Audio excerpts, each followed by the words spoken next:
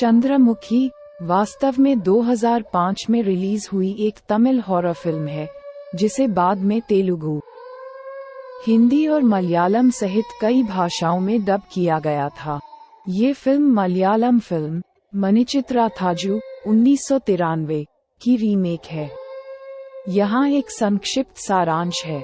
कहानी गंगा ज्योतिका द्वारा अभिनीत के इर्द गिर्द घूमती है, जो विभाजित व्यक्तित्व विकार वाली एक महिला है, जो 18वीं शताब्दी की शास्त्रीय नर्तकी चंद्रमुखी की आत्मा के वश में हो जाती है। गंगा अपने पति के साथ एक पुरानी हवेली में रहती है, जिसका किरदार रजनीकांत ने निभाया है, जो एक मनोचिकित्सक है। हवेली में अजीब घटनाएं घटने लगती हैं, जिससे जोड़े को चंद्रमुखी के दुखद इतिहास का पता चलता है। जैसे जैसे कहानी आगे बढ़ती है, ये पता चलता है कि चंद्रमुखी की आत्मा उन लोगों से बदला लेना चाहती है, जिन्होंने अतीत में उसके साथ गलत किया था। फिल्म सस्पेंस, अलौकिक तत्वों और मनोवैज्ञानिक मोड़ से भरी है, क्योंकि गंगा की हालत खराब हो जाती है और उसका पति उसे अपने पास मौजूद दुष्ट आत्मा से बचाने के लिए संघर्ष करता है। अंततः फिल्म के चरमोत्कर्ष में चंद्रमुखी की आत्मा और नायक के बीच एक नाटकीय टकराव शामिल होता है, जिससे भूतिया समस्या का समाधान होता है और शांति की बहाली होती है। फिल्म की शुरुआत नवविवाहित जोड़े सेंथिल प्रभु द्वारा अभिनीत और गंगा ज्योतिका द्वारा अभिनीत से होती है, जो एक बड़ी हवेली में चले जाते हैं, जो कई वर्षों से निर्जन है।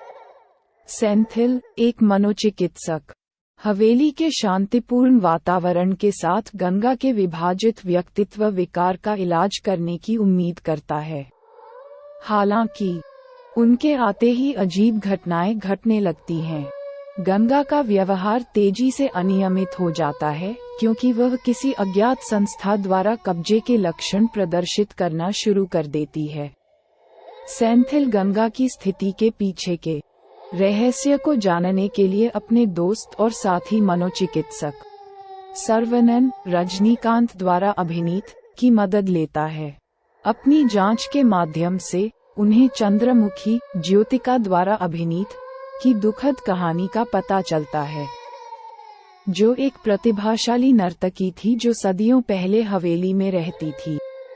चंद्रमुखी को राजा से प्यार था, लेकिन उसका प्यार एक तरफा था, जिसके कारण वह पागलपन की ओर बढ़ गई।